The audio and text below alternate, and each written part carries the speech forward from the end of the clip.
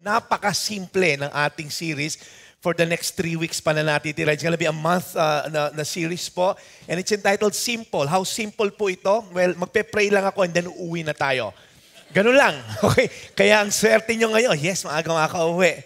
But seriously, we're gonna talk about simple. The discipleship is simple. When you say discipleship, it's one of our core values. As you can remember, last year from our radical series, from lordship, evangelism, discipleship, is in the middle po ng ating core values. That's who we are. That's how we do things here. Kung meron po tayong marriage seminar, parenting seminar, ang lagi nating pang-filter na question, will it end up sa discipleship process? Will it end up these people being disciple? Otherwise, wag na lang natin gawin. And of course, leadership and family, isa rin po sa ating mga core values. But why discipleship is so important? Why reaching the lost is so important? Well, Jesus, when He was about to go back to heaven, remember the story, pabalik na po si Jesus sa heaven after staying here for like 33 years, He resurrected from the dead and akit na po siya sa langit. And He made this very important parang reminder or parang utos dun sa mga iniwanan niyang disciple.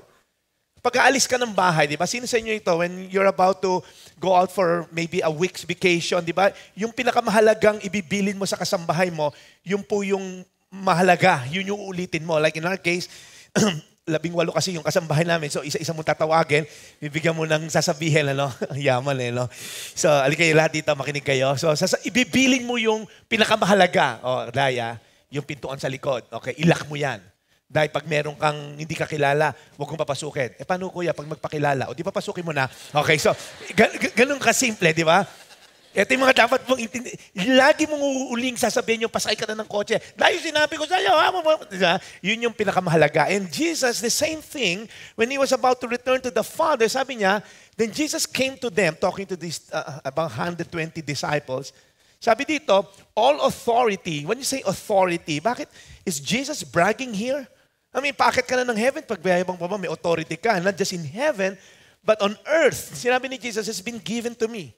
So Jesus was simply saying, an authority from God was given to Him to what? To command. And authority is used to what? Pag meron ka authority, you have the power to command, you have the power to commission, and the power to charge. Pag meron ka, you take charge, you're the one in authority, and authority is given for a specific purpose. So makikita natin sa next verse, para saan ba yung authority na sinasabi mo na yan, Jesus? In Matthew 28 verse 19, it says there, therefore go. Lahat po tayo, everyone say go. Ano kaya yung ibibili ni Jesus? Last day on earth. And then ito yung ibinili niya. Therefore go. Kinasabi rin to sa atin, ng mga Kristiyano na kilala sa Panginoon. Sabi niya siguro, therefore go and attend Sunday service. Regularly. Yan ba ang sinabi niya? Yan may sinabi niya sa mga iwanan niya mga Kristiyano.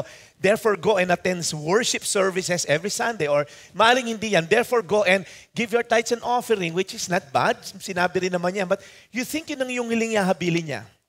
No, actually, ito yata yung sinabi niya. Therefore, go and wait for my second coming. Yun lang ba yun? Sabi ng iba, yes, yan yun. Halatang di nagkabasa ng Bible to mga to. Sinabi niya actually, therefore, go and make disciples of all nations. Because Jesus did not just command the disciple that time na, therefore go and reach out Jerusalem. Okay, lalay sa Jerusalem, yan lang ha? No. He was talking to this bunch of frightful, takot na takot, full of parang, kasi sila yung minority noon, 100 plus of them. Pag nalaman kang na-identify ka with Jesus, you can be crucified as well. So natatakot tong 120 ito. But Jesus, through His authority, sabi niya, go and make disciple of all nations. And it's kind of weird because yung mga disciple po, may hirap lang yun. Wala silang mga kabayo or chariots. So pinakamalayo narating nila, what, few 100 kilometers? And then they say, ano sinasabi na itong, make disciple of all nations. And little did they know na yung mga tao na yun na up until now, year 2015, yan po yung commission to each and every one of us. Go and make disciple of all nations and then baptizing them in the name of the Father and the Son and the Holy Spirit. And you see, Christianity nowadays is so watered down that we simply reduce it to just merely church attendance. Kristiyano ako, nandito ako sa church. I'm a Christian, really. You see, if you're saying you're a Christian at ang puntos mo lang pag-attend sa church. In fact, some of you, pag makarating lang siya, buti lang umabot ako kasi Kristiyano ako. Some of you, darating dito ang aga. Some of you, kakarating pa lang. So parang makapag-bandikla ka lang. Ay, nako, umabot ako sa peace be with you. Okay na ako, Kristiyano na ako. Really? You see, the word Christian was like what? 3 times mentioned in the Bible. Jesus never uttered the word Christian. Never uses the word Christian. He never uses it to address his disciples or followers. Because sa Bible, wala pong Christian. It was, in fact, sometimes it's used 3 times lang yata o 2 times sa Bible. It's a derogatory term. Yung mga outsider, pag titinan, yan, yung mga Christian na yan. So that's why if you're saying you're a Christian, it's loosely defined in the Bible. You'll never see a definition what a Christian is sa Bible. Kaya you can be a Christian and mambabae ka. I'm a Christian, pero nambabae ka. I'm a Christian, pero illegal lang ginagawa ko sa negosyo. You can be a Christian. 3 asawa mo. In the name of Christianity, you can do that. But when you utter the word disciple, it's so distinctly descriptive, na describe sa Bible, and hindi ka pwedeng lumusot. Hindi masyadong maliit ang iyong lalabasan. Hindi pwedeng sabihin, I'm a disciple at meron kang kalokohang ginagawa. Because in the Bible, Jesus uses the word disciple, which means in the Greek word mathetes, that means a follower, a learner, a pupil, a student. Pag sinabing disciple po, someone who closely followed a teacher and had a relationship with that person. Sharing of life lesson that were fully intended to live out po, to be lived out sa day-to-day lives. It's more than just a classroom. Pag sinabi ni Jesus na, come follow me, the disciples, it's not about yung parang sa klase, yung meron kang biology class, na meron kang student ka. No. When you say disciple, you're a follower. You're following someone wholeheartedly. That's why when you say discipleship, yung suffix na ship, dinagdag, it means the state of. Yung po yung word na, pag sinabing discipleship, it's the state of being disciple. It's contained in the discipleship. So pag sinabi mo, ano bang ginagawa yung discipleship? It means the state of being a follower. Naintindihan pa natin. It has an ongoing feel. Remember last week, you talked about salvation, it's a one-time deal. You receive salvation from Christ. But the sanctification, mula nung na-born again ka hanggang mamatay ka rito sa earthly life mo rito, this is sanctification. This is under a discipleship. It's an ongoing process. It carries a sense of a journey, an idea of a journey. An idea of becoming, not have been made a disciple, but becoming a disciple. It's an ongoing thing. Kaya po, if you're saying na I'm a disciple, really, are you a follower? You can call yourself a Christian at puro kalokohan ginagawa mo, go ahead. But when you say, I am a disciple of Jesus, masyado masikip. Hindi pwedeng disciple ka at meron kang kabit. Hindi pwedeng disciple ka at illegal yung ginagawa mo sa mga tax mo sa negosyo. Hindi pwedeng disciple ka at puro pornography ka. Pwede ka maging Christian, bahala ka, pero when you call yourself a disciple, masyado masikip para gumawa ka ng mga gray area. That's why today, we're going to talk about that this is simple. And for the next 3 weeks pa na natitir natin, ito pong 4 icons na nasa ilalim ng discipleship is simple. We're going to talk about following Christ, fishing for lost people, fellowshipping with other born-again Christian, and we're going to talk about on the 4th week, the journey. This whole journey. Ano ba itong sinasabi nyo, Jeff, na discipleship journey ng victory, which is one of our core values. Everyone's na meron pong tatayo rito, it's always, victory is all about honoring God, making disciples. That's why this is very simple. Pag naintindihan, Jeff, parang komplikado. No, it's simple. In fact, when Jesus called his first disciples, it's so simple. A carpenter, kinausap lang yung mga fishermen, sabi, come, follow me. Ganun lang kasimple. Come, follow me. Jesus said, and I'll make you something na hindi ka pa ngayon. I'll make you something you're not yet. I'm gonna make you fishers of men. So a disciple is someone who follow Christ and fishes for men, and eventually fellowship with other born-again Christians. But you see, the word follower is so watered down today. Sa modern day era po natin, pag sinabi mo, I'm a follower of Katy Perry or whatever. I'm a follower sa Twitter. Ganun lang ka-basic. Alam niyo ba ngayon kung sino ang merong top 10 most Twitter followers? Hindi niyo alam? If you combine yung kay Katy Perry saka yung sa akin, we're gonna be the top. Kasi si Katy Perry, meron siyang 61.53 million. I have 4 followers, 2 anak ko, saka 2 pamangkin ko. So, dadagdagan ko sa kanya. So, sa top pa rin kaming 2, okay? So, when you say you're a follower of Katy Perry, what does it entail? Si Justin Bieber have 57.77 million followers sa Twitter. Napaka-watered down. Alam mo lang yung kinain ni Katy Perry this morning, ay, yung idol ko kumain ng sinas for breakfast. Ay, si Justin magsisiyar ng 2 o'clock. Okay, nabago bang buhay mo? Nabago ba yung relationship mo sa asawa mo nung nalaman mo yung kinakain ni Katy Perry ngayong lunch? Nabago ba yung buhay mo nung si Taylor Swift, report niya sa Twitter niya yung naging sales nung album niyang, recent album niya? Does it change your life? O iba hindi makarelate. Sa mga local na lang, sino? Twitter statistics for the Philippines. Si Ann Curtis, 7.9. Angel Locsin, 5.7. Saka si Vice Ganda, 4.8. Nabago ba yung buhay mo nung pinafollow mo yung mga to? I don't know. Maybe it's to some. May mga nababago sa'yo. But we're going to talk about following Jesus alone. And it simply means that pag sinabi mong follow Jesus, what does it entails? Pag sinabi mong discipleship, it simply begins by following Jesus. You see, during Jesus' time, marami naman siyang follower. Kumbaga, marami rin siyang Twitter follower at Instagram follower. And people followed him for various reasons. Nandyan yung mga Uzi. Alam niyo yung mga Uzi? Mga Uzizero, okay? Mga Uzizera, gusto lang maka-witness na, huy, wow, grabe, 2 fish and 5 loaves, pinadami niya, ang galing. Meron pa, yung bulag nakalakad, tingnan nga natin yon. Of course, bulag nakakalakad yun, di ba? Yung iba, sabi, halatang tulog, ayan, hindi tumawa eh. Di ba parang yung bulag nakakita, yung mga Uzi ganun lang, okay? Nakakalakad lang yung mga lumpo. So, they were there. Ayan na, may gagawin na siya. Nandun din naman another group of people, yung mga Gutom Jones. Alam mo yung Tom Jones? Yung gutom lang, kaya umahapon kay Jesus.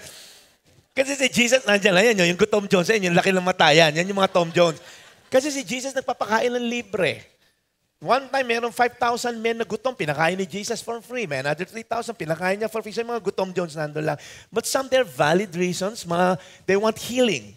Some follow Jesus because they want to learn and they just enjoy the presence of Jesus. But what if the one you're following na-offend ka? Because some people got offended sa mga teaching ni Jesus, sa mga alis.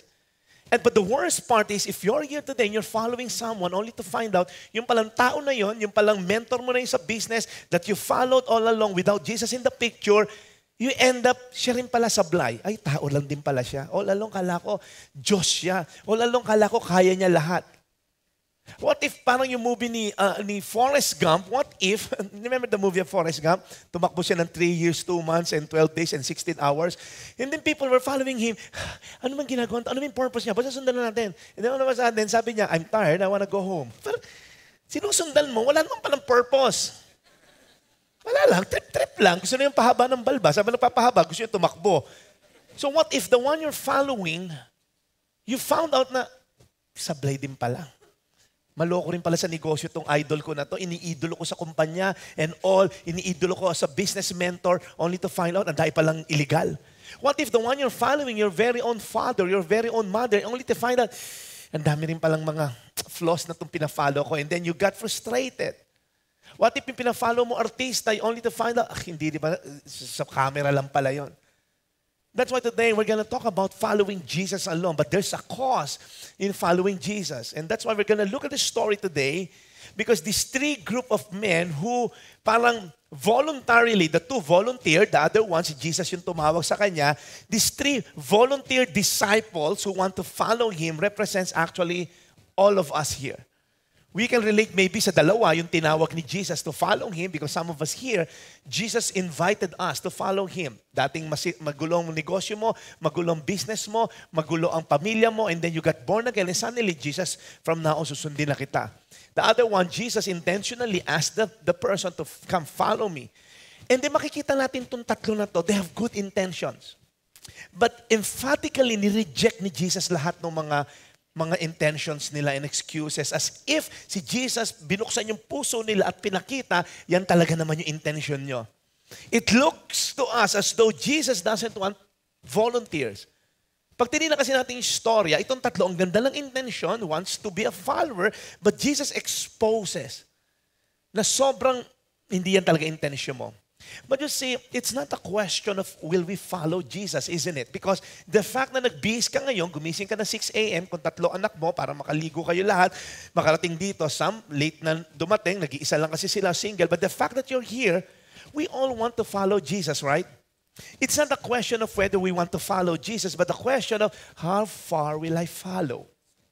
Hanggang saan ba ako susunod?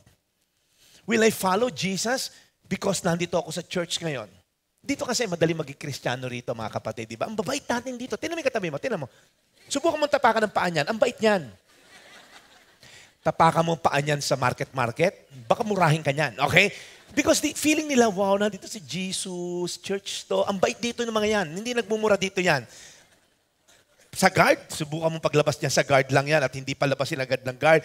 Medyo traffic, mainit na ulo ng mga yan. Sige, we can always say, I follow Christ, but really, how far are we following Him? Because there's a cost in following Jesus. But first, before we study these three men, and Jesus exposes the heart na nandun sa tatlong tao na to, let's see first si Jesus as a follower because Jesus followed the will of the Father. In fact, itong Luke chapter 9 na pag-uusapan natin, prior to the verse na pag-uusapan natin, there's this one verse that set it all, kung ano ba talaga si Jesus, anong kind of follower ba siya. In Luke chapter 9 verse 51, look at this. As the time approached for Him to be taken up to heaven, so we all know that Jesus, nung pinanganak siya rito, ang purpose niya to die on the cross and then eventually He'll go back to the Father in heaven. So, picture this for a moment. Ikaw si Jesus, alam mo na kung kailan ka mamamatay. It's a matter, I don't know, it's a matter of weeks maybe during this time, na pupunta na siya sa Jerusalem. He's on His way to His death. And look at this picture. As the time approached for Him to be taken up to heaven, Jesus resolutely, alam mo yung word na resolute? Yung may kumpare ka, type yung girlfriend mo, sinulot ka, ganun yung parang resolute naman, no? Wala namang ganyanan. Yung pala, iba yon, okay? Yung Jesus resolutely set out for Jerusalem. The word resolute means He's so determined, single-minded, and He's so committed. When you say, I'm resolutely set out to go to Jerusalem, Jesus was simply saying, wala nang atrasan to. Wala nang atrasan. I'm here to die for this man, for all humanity. Mamamatay ako sa cross, but then again, pwede siyang umatras naman eh. May choice siya eh. But then he was so resolutely set out. Nakafocus siya. In fact, if you read the story, we don't have the time to read the story, dumaan sila on the way sa isang town, nireject siya. So people doesn't want to follow Him. Familiarity sets in. Kilala namin yung Jesus na yan. Pupunta kang Jerusalem to die for us. Bahala ka sa buhay mo.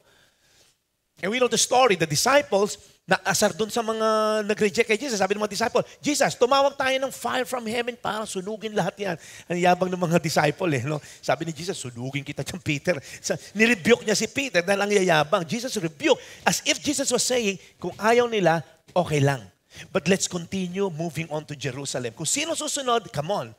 Come with me. Pero kung nireject ako, okay lang. So we'll pick up the story from there. Okay na, nandito na tayo sa verse 57. Naglakad na sila, nireject na sila and all. In verse 57, as they were going along the road, ito na, nagsimula na yung tatlong lalaking pag-uusapan natin. Someone said to Jesus, I will follow you wherever you go. Wow, parang medyo romantic type of, I will follow you. Yung mga kantang ganon. Alam niyo yun? Hindi makarelate yung iba. Si Rico Wong, alam yun. I will follow you wherever you go. The man is so enthusiastic and pledges to follow Jesus everywhere. It's like an commitment. Unlimited to. Kahit saan ka pumunta. Patay kung patay. How could our Lord hope for any better volunteer, ano? Or any better disciple than this guy? But look at what Jesus exposes sa heart ng tao na to. Sabi ni Jesus said to him, foxes have holes. So kung ikaw yon, Jesus, volunteer ako anywhere you go. Tapos sasagot ni Jesus, foxes have holes. Huh? Okay, foxes have holes. Tapos, and birds of the air have nests. Okay, anong pinu-point out mo, Jesus? Come on. Basta susunod ako sa'yo everywhere you go. And then, Jesus was talking about comfort and convenience. You see, yung mga fox daw po, merong hole. Pag naiinitan sila sa araw, pasok sila sa lungga nila. Pagka umuulan, pasok sila sa lungga nila. Pagka gabi na, may tutulugan silang lungga nila. And also the birds, meron silang mga nests. And Jesus said to the man, but the Son of Man has nothing to lay His head. Wow. Jesus immediately ripped away the romanticism of what it meant to be with Him. Baka kasi iniisip mo, iho, puro sarap-sarap kami rito. Nagmamagic lang ako ng tinapay. Pag gutom ka, eto tinapay. Dilis, gawin natin pateng para marami kang kainin. Baka akala mo ganon. Baka kasi nakita mo ako nag-heal. Jesus, masakit ulo ko. Bigyan mo ako ng gamot agad. He did not simply say, wonderful. Hindi niya sinabing, wow, wonderful. Gusto mo sumama sa akin till the end. No, he was trying to help this follower understand that though it is nice to be together, sinabi ni Jesus, hindi lahat masarap. Pag sinundan mo ko, there's gonna be discomfort. There's gonna be inconvenience. Because following Jesus, point number 1, will make you step out of your comfort zone. Lahat kasi tayo rito, komportable. Sino rito, magsisimba ka pa rin dito pag wala ng aircon? Nung nawala nga lang yung parking natin, may iba sa inyo, ay ako rito, walang parking. Ano ba, church to? Sino sa inyo rito, kung nangyari, ang church dito, kunyari, nasa probinsya tayo at putik-putikan bago ka makapag-church. I'm asking myself, while I was doing this, I was being convicted. Jeff, kung hindi ka na ba ganun kaganda yung mic mo, kung hindi na kaganda yung keynote mo, kung hindi na kaganda ganyan yung screen mo, will you still preach to me?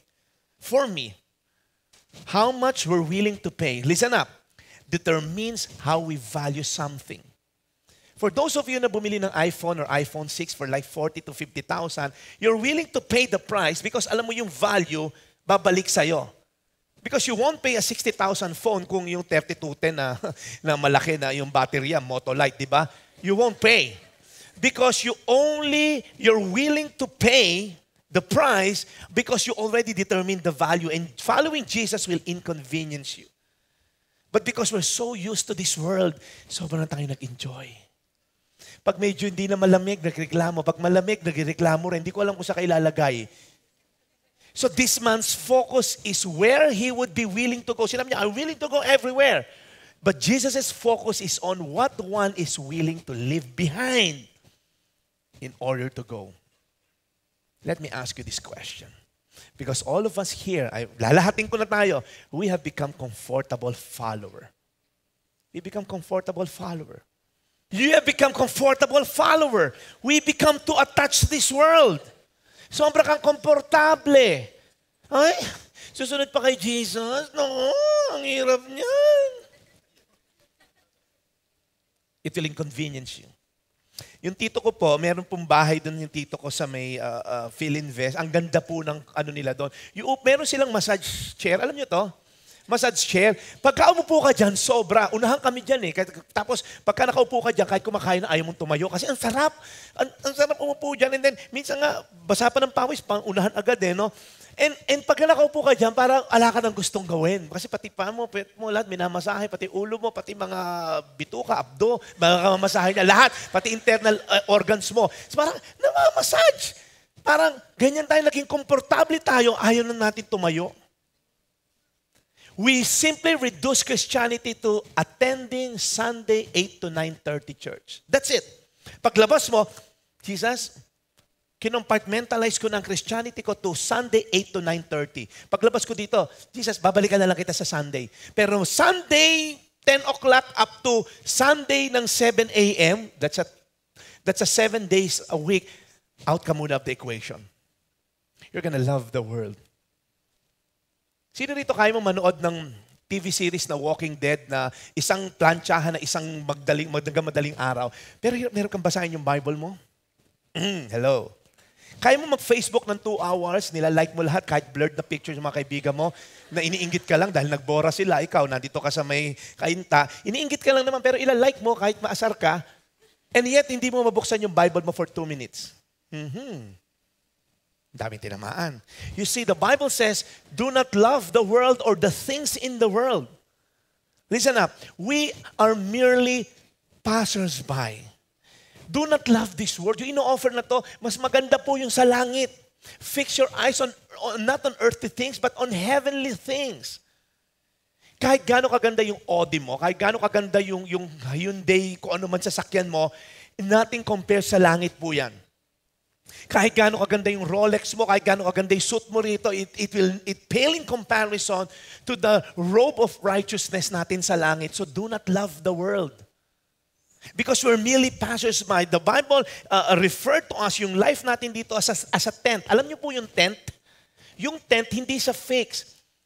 Kinokolap siya, aalis na. Yung buhay daw natin dito, we're like a tent, never a mansion, never a house. Let's focus on heavenly things. Do not love the world. Do not love money. People kill for money. Because they think money ultimately, yun na naging Diyos nila. I read a story in Rappler about this guy from love motels to Christian hotels. Have you read this article from si Whedon King? You know this guy?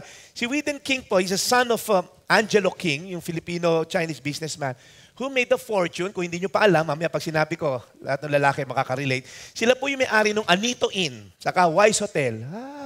Regular ako noong araw dyan. Okay, so, this guy got born again in the 90s, I believe. One of his COO, nandito po sa harapan ko ngayon, he's a good friend. And kinikwento niya born to Whedon King. And nung na-born again po siya, it totally radicated. He wants to be a follower of Christ. So kinlose po nila yung lahat ng motels nila, pero it took some time then. Kasi nga po yung following Jesus is not an overnight thing. When they finally closed the last hotel, I think in Caloocan, they have 14, hotel, 14, right? So it averages 11,000 customers per day. Sabi niya, 5 years ago, here's the cost ng pag-follow kay Jesus. 5 years ago, according to LHIC, yung pong company, lost 37.91 million pesos in net income. When the last Anito Hotel chain in 2008 was closed, it meant sacrificing a cash cow that earned for him almost 2 million pesos per day. Per day, Hindi per month, hindi per year. 2 million pesos per day. Ang yaman nila, no? Yung parang tipong, Dad, gusto kong kotse. Okay na. Yung kita bukas, ayun na, tumahimik ka lang. Ganun sila kayaman. 2 million per day ang kinikita ng tao na to, but it meant, following Jesus, they have to close it down. You know, in order to follow Jesus, you must be willing to leave everything behind, even what you call home. Ano po yung mga home natin? What's your comfort zone? What comfort are you willing to let go? Where is your home? That totally runs contradict po kay Jesus. Ano yung mga places na you consider home, you find refuge? Is it yung mga barkada mo? Kailangan mo iwanan yan. Yung mga barkada mo na alam mong hindi ginagawa yung tama. Some of you need to unfriend some Facebook friends. Some of you here, you need to cancel sa katutak na schedule mo na hindi naman glorifying kay God. Some of you, you have to cancel all those. What are you willing to leave behind? Are you that comfortable Christian? Yeah, Christian, ma-attend ako ng Sunday. Is that it? It will leave you. It will mean that you will leave your comfort zone. Ang hirap ano? So, follower ka pa ba ni Christ? Hindi na, Pastor. Huwag kang magalala, may dalawa pa para lalo kang makonvict. Dahil ako nung ginagawa ko to, parang hindi ako follower ni Christ. Kaya nagrepent ako. Number 2, to another, he said, but this time it's different. Follow me. But he said, Lord, let me first bury my own father. Wow, this guy is different. It's a legitimate excuse. It's a valid reason actually because a death of a father, Jesus, susundan kita, pero namatay yung tatay ko, ililibing ko lang. You see, nung nasa hotel industry ako, when I was working in a hotel industry, pagka may namatay na rason ka, absent po ako, may namatay ho ako kamag-anak, kahit sino, malayo. Pinatay ko na nga lahat ng malayo kamag-anak kasi maghimik ako nung araw sa hotel. Jeff, nasa logbook, namatay na yung lola mo. Nabuhay ho siya noon Kasi ang valid lang is pag may namatay or talagang may na-aksidente. So this guy is saying, the death of one's father is regarded as an acceptable excuse para hindi mo muna i-follow si Christ. And look at how Jesus responded. It seems harsh, but then I'm gonna tell you the point. Jesus said to him, leave the dead to bury their own dead. Wow. As if Jesus was saying, gusto mo akong sundan, namatay yung tatay mo, but you have to choose. Hayaan mo yung, when scholar says, leave the sinners, leave the spiritually dead. Hayaan mo, gawin na nila yung paglilibing. Because following Jesus will change your priorities. When you want to be a follower of Christ, it will totally, radically change yung mga priorities natin. Jesus, however, represents the arrival of a new era. You know why? Kasi po sa Old Testament, Pag kami namatay kang tatay, lahat ihinto. Lahat ang focus doon sa namatay na tatay at everyone will just mourn and do everything for the dead father. But when Jesus was demanding here, iwanan mo yung tatay mo because there's a new thing here. Alam niyo yung new na yon? Ito po yung sinabi ni Jesus. Look at what's new there. Leave the dead to bury their own dead, but as for you, go and proclaim the kingdom of God. There was nothing more urgent for Christ than salvation of man. Sabi niya, yung tatay mo, ipalibing mo na lang sa mga kamag-anak mo. But as for you, i-proclaim mo yung gospel. And this is the responsibility of all disciples. Now, I want to really balance this. Baka sabihin nyo, si Jesus ba anti-family? No, He created family. Hello. But Jesus was saying, if you're left with two tasks, maghuhukay ka ng libingan ng tatay mo, or magpo-proclaim ka sa gospel sa mga spiritually dead people for them to have eternal life, which is more important than the two? Come on, give me an answer. Ano mas importante? Yung tatay mo napatay na, you're gonna spend a whole day magbungkal, or you go to a place and share the gospel because there's an urgency. Tayo lang naman hindi nagmamadali eh. The urgency of speaking the gospel to other people is so urgent. Sinasabi ni Jesus, kahit patay yung tatay mo, huwag mong puntahan, mag-share ka ng gospel. How long have you been dun sa call center na you're part of? Empleyado ka ng call center, ang tagal mo na ron, may nadala ka na ba kay Lord? Basta ano pa eh. Kasi medyo nakukornian sila sa born again. Tawag nga sa akin, burn again, o kung ano tinatawag sa akin eh. Really? How long have you been dun sa family na yan? Ilang taon mo ng anak yung anak mo? At puro nakikita, puro yung mga compromising activity mo. That's why when you want to be a follower of Jesus, the urgent thing to do is to share the gospel. More than just burying your father. It says here, and Jesus said to him, proclaim the gospel. Some of you are convenient followers. Convenient followers are not followers at all. Because they will only accompany Jesus when it's convenient for their schedule. Ay, maluwag ako pag Sunday, 8 to 9:30, yun lang. Afterwards, are we convenient? Sharing the gospel is so important. In fact, yung hotel po nila, Wheaton King, merong prayer box. Alam niyo to? Prayer request drop box. I mean, lahat po ng sabi ni Luis, lahat ng mga facilities nila, lahat ng company nila, merong parang worship center. May pastor na naka-empleyado ron, na nakatalaga doon, naboborn again po yung mga empleyado. In fact, if you go to one of their hotels, dito sa Legend Hotel, merong prayer request drop box. They even have prayer rooms. Imagine yung businessman, nagtatayo ka ng prayer room para sa mga empleyado. Ha? Ang weird nyo naman, may prayer room. Because he knew very well na hindi lang, it's just an excuse. The goal is to represent Christ. Sabi nga niya, prayers to play a role in our business. Every morning, the workers gather to pray. It goes on for the whole week for them to experience God. Imagine, his business is just a platform to share God's goodness. And sinabi niya, making a profit is no longer preoccupation. Wow! It's no longer his primary occupation. He said, what's important with God is character and not wealth. And what's important with God is we become in His image and likeness because that's God's plan. Wow. You're an engineer, it's just an excuse for you to share the gospel. Your primary role is not to build buildings. Your primary role is to build God's kingdom through your being an engineer. So when the Bible says, go and make disciples, if you're a teacher, go and teach. Go and make disciples while teaching. If you're a housewife, as you go being a housewife, make disciple. As you go being a student, make disciple. As you go being whatever you're doing, there's no excuse. Pastor, pang-pastor lang yung make disciple. Really? Walang pastor doon sa iniwan ni Jesus. 100 plus of them are just bunch of fishermen, housewives, tax collectors, sinners, but they encountered Jesus Christ.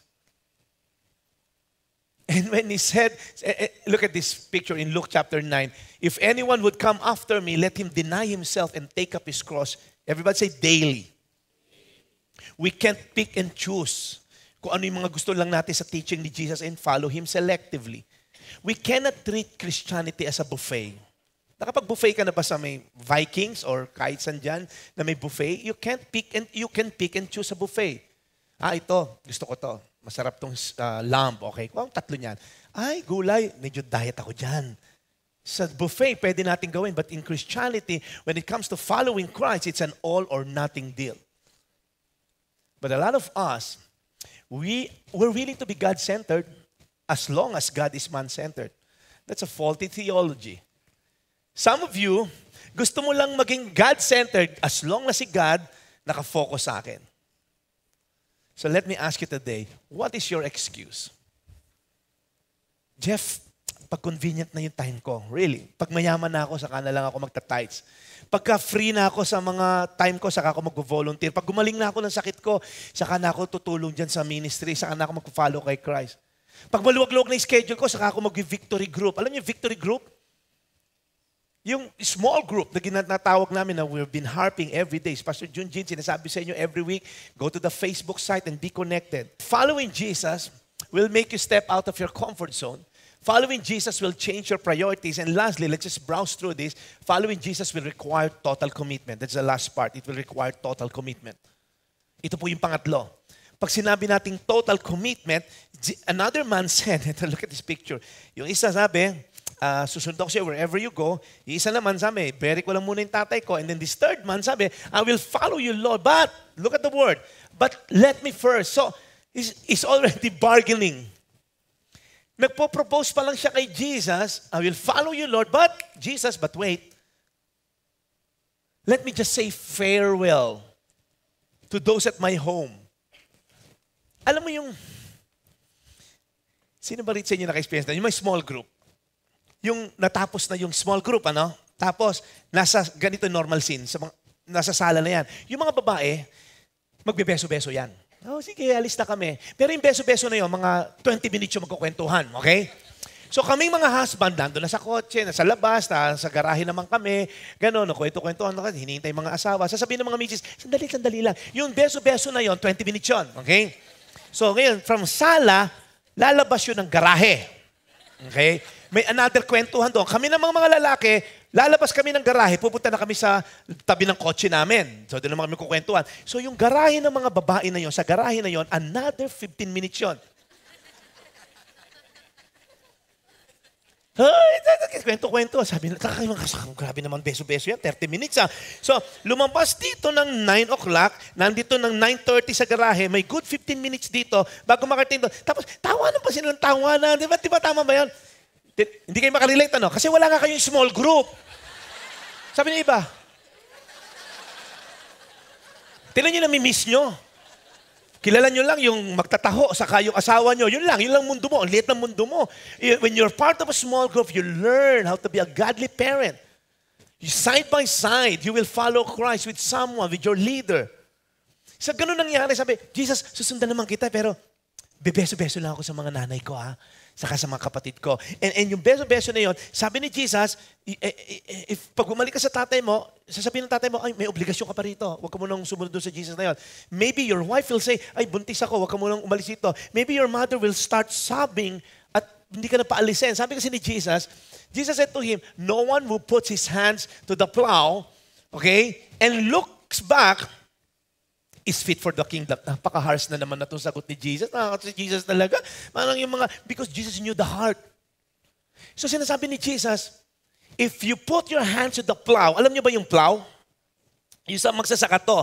And then tumingin ka pa sa likod, you have a divided attention already. Kumbaga touch move. Pag hinawakan mo yan, gawin mo na. Because kay Jesus, you're either hot or cold. Hindi pa pwede kay Jesus maligamgam. Idudura ka niya. That's what the Bible says. Hindi pa pwedeng black or white. Walang gray kay Jesus. Hindi pa pwedeng hot or cold. Ang kulit natin lang, mahilig tayo sa gitna. Christian naman ako may konti lang na, gina-justify natin. Remember si Lot? Nung tumingin yung asawa ni Lot pala, rather, di ba sabi ni God, huwag kayong titingin, huwag yun ang tingnan yung Sodom at Gomorrah. Yung asawa niya, tayo tabigin. May naiwan sigurong Tupperware. Ayun. Yan talaga yung inalat. Yung iba sabi, hindi ka nga kasi nagbabasa ng Bible, hindi mo alam tong kwento na ito, nasa Bible to. Naging pillar of salt siya. Because God was saying, wag mo nang tingnan yung Sodom at Gomorrah mo. Layuan mo na yung sinful life mo. Hindi niya maano. Inisip niya yung Tupperware na naiwan niya. Hulugan na nga lang, iningnan pa. Naging inala talaga. These are the distracted followers. Kanina, yung mga convenient followers, yung mga comfortable followers, but this, baka ikaw to, the distracted followers. Double-minded. Sinabi na nga ni Jesus, sinabi na nga ni God sa mga Israelites, papuntang promised land, don't go back to Egypt. And they always want to go back to Egypt. I don't know about you, but there's something in us na hindi makahawak sa plow. Alam niyo ba, from Nueva Ecija ako. So, rice granary of the Philippines kami. So, sobrang ekta-ektarya ang lupain ng lolo ko. Parang 2 square feet yata yung magsasakahan namin. Malaki-laki na yun, ha? Pagka nagsasaka ka, when you're plowing, you're breaking hard grounds. And when you're breaking hard grounds, kailangan straight. There's this fixed object dun sa kabilang side at dun lang nakatingin yung magsasaka. He's so focused. Otherwise, kasi yan ang goal mo. Diretso po yung taniman. Okay? Pagka ikaw po'y tumingi, kunyari, may kasama ka nagpa-plow, pare, kumusta ka na pare? Oo nga. Kumusta yung kumari mo? Wala na. Baka magmukhang rice terraces dun sa Banawe itsura nung ano mo. That's why when you're plowing, when you put your hands to the plow, you're so fixed. Absolutely, naka-fix ka. You're so resolutely set out. Kaya pag sinabi mo, Jesus, tinanggap na kita. Hindi na ako makikipag-sex sa hindi ko asawa. Then do it. Otherwise, huwag mo sabihin follower ka ni Christ. Niloloko mo lang yung sarili mo. So if you're a student, I won't touch any pornographic material, then gawin mo. Pero wag yung, Jesus, FHM, for His Majesty naman to eh. Really? Jesus, I'm just admiring art. Jesus, mga body lang naman to. Ano ba? Really? Lokohin mo yung sarili mo. Pero huwag mo lolokohin si Jesus kasi kitang-kita niya yung heart mo. So when the Bible says forgive, then forgive. Pero huwag mo lolokohin si Jesus na Jesus, sumusunod ako siya, tapos meron ka unforgiveness sa nanay mo, sa tatay mo, niloloko mo lang yung sarili mo. When you put your hand to the plow, then do it. There's no gray area. Walang maligamgam. Gawin mo in faith. Magmumukha ka bang engot? Oo, magmumukha kang engot sa mata ng tao. I mean, within King, humiwala yung mga kasamahan niya, nagtayo ng sarili mga motels pa rin. Pero he stood the ground. Ikaw, namamangka ka pa rin ba sa dalawang ilog? Christian, pag Sunday, pag Monday, mandadaya sa tax, niloloko mo lang yung sarili mo. So these 3 men, there's nothing intrinsically wrong with these 3 people. Maganda yung purpose nila, maganda yung intention. There's nothing wrong with having a commitment to one's family. Hello, si Jesus nag-imbento ng family. But there's nothing wrong also with having home and comfort. Hello, may komportable naman tayo ah. But unless, listen up, this is the crux of what I'm saying. Unless this home, yung comfort and convenience mo, this family, these are what keeping us from wholeheartedly following Christ, then you have to let it go. An iPad can be a tool to share the gospel. Pero kung yung iPad mo, hindi mo ginagamit for the glory of God, then you have a problem. Kung doon na umiikot ang mundo mo, kung kaya mong mag-games ng 3 oras at hindi mo lang kayang buksan yung app na Bible doon ng 10 minutes, then you have a problem. How far will I follow? Jesus was talking about having the right priorities. Jesus is saying that those who would be my disciple, those who would follow me, must be those who put me first above all things, including your family. It's hard to swallow, isn't it? Let's move on with the story. When Jesus resolutely set out to Jerusalem, siya ba? Paano ba siya nag-follow? There was a time in Garden of Gethsemane. He was so sorrowful to the point of death. And we know the story. Sabi niya sa Bible, he was crying blood. He was staring, yung pong sweating blood. It's a rare situation na sobrang anxiety po yung nararamdaman niya. But Jesus knew the cause. Sabi niya, nagdalawang isip siya, if it's possible, huwag ko nang daanan tong cross. Baka naman pwedeng padala ka ng ibang angel na lang dito to die for that cross. I don't know what's going on in his mind. But sabi niya, kumampi siya, but not my will, but yours be done. He knew the cause. He left the comfort of heaven. Hello sa heaven, wino-worship siya, sineserve siya. And then here he is, pinanganak sa sabsaban, naging karpintero, imamak, papapatayin pa sa cross. And not only he knew the cause, not only he left the comfort, Jesus did not delay. Not my will, but yours be done. And ultimately, if you're talking of wholehearted commitment at the cross, we witness it. Today, in your Bible, you remember the cross? When he said, what did he say sa Bible? It is finished. He was plowing. The moment he was born, he was plowing, breaking hard grounds, breaking, resolutely set out. When he was in Jerusalem, he was there, he was there, he was there. And at the cross, it is finished. Straight line. Never swerve to the left, never swerve to the right. It is finished. Resolutely set out. It is done. That's why we can enjoy the salvation that he offers. Because he never wavered. He followed his Father's will. Kaya dapat tayo rin. That's why today, let me ask you, how far will we follow? Are we so comfortable? Will we follow in our convenient times? Or are we so distracted? Jesus said, aside ka muna. Jeff, kala ko ba simple lang? It's simple. You know why? Because we have someone we can follow. There's someone who did it for us. You see, a sacrifice is a sacrifice pagka lugi ka sa ending. Let me illustrate that. A sacrifice will never be a sacrifice kung yung kapalit, mas bawi, mas lamang ka. For example, may binigyan ka upuan, sa'yo na tong seat na to, tapos biglang sinabi nyo sa airplane, doon ho kayo sa business class, o hindi na to sacrifice, isn't it? So kung binigyan mo yung kapatid mo ng konting tinapay, binigyan sa amin, hindi, bait mo, treat kita sa Jollibee, hindi na sacrifice because greater yung gain. So what we're gonna do for Jesus, it's never a sacrifice because it started with a relationship. And what's greater gain na makukuha natin is this. Look at this picture. But whoever serves me, Jesus was speaking, whoever serves me must follow me. And where I am, my servants also will be. So okay, tingnan natin. Sino raw magsaserve kay Jesus, must follow Jesus. Now, tingnan nyo to. My Father will honor the one who serves me. What greater motivation pang kailangan mo?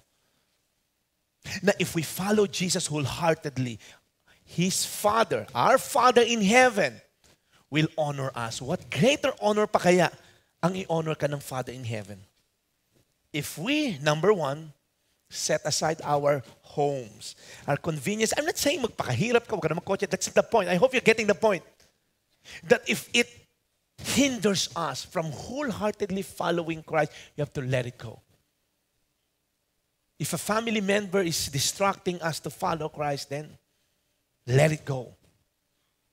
Share the gospel so that we will receive the honor that the Father in heaven will give us. Let's all stand on our feet today. I'm going to pray lang. I'm just going to give an opportunity for you.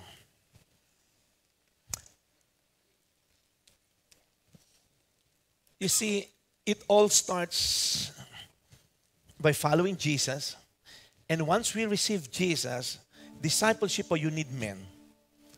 As I've said last week, as iron sharpens iron, or 2 weeks ago, so does one man sharpens another. You need someone to guide you. You need someone to walk side by side with you in following Jesus. You need someone to really encourage you. Do not give up meeting together as some are in the habits of doing, but encourage one another daily. So if you're looking for a victory group, kung hindi ka naghahanap, guys, you're missing a lot. Because this whole thing, this discipleship process, will only be made possible if you're part of a discipleship group. Hindi ka pwedeng i-disciple mo yung sarili mo sa harapan ng salamin. You need men and women that you can share your life with. And that's discipleship. That's how Jesus started it with a bunch of 12, sablay pa isa. So let's not reinvent the wheel. Let's just do discipleship the way Jesus did it. Meeting at homes, meeting at public places, and then you're sharing the love of God to one another. Let's pray. Father, we thank you. As simple as it is, Lord God, a fisherman, Lord God, turned the world upside down. A bunch of unschooled, ordinary fishermen, ordinary men and women, they turned the world upside down. So how in the world they did that? Because they have been with you. That's what they noticed. These people had been with Jesus. So Lord, today, help us to follow you unconditionally. Help us to follow you wholeheartedly. Help us to follow you not out of our own convenience, not out of our own comfort time, yung komportable kami sumunod at our own comfort time. Lord, give us the wisdom to say, I will follow you wholeheartedly. And whatever is distracting us, Lord, expose it to us so that we can eradicate it. We can delete it in our contacts. We can delete it in our schedules. And let me just, Lord, give you my undivided attention. Lord, alam namin na this world has so much distraction with the internet, with social media. It's easy. It's easy, Lord, madala nung agos ng mga advancement ngayon and forget about you. And of course, maalala ka namin ng Sunday, 8 to 9:30. But Lord, discipleship is a moment-by-moment experience of our lives. It's not a one-time experience. So Father, help us, Holy Spirit, reveal to your people today the need to be discipled. So Lord, help us to follow you the way you follow the Father. In Jesus' name we pray. Amen and amen. Come on, let's give God praise.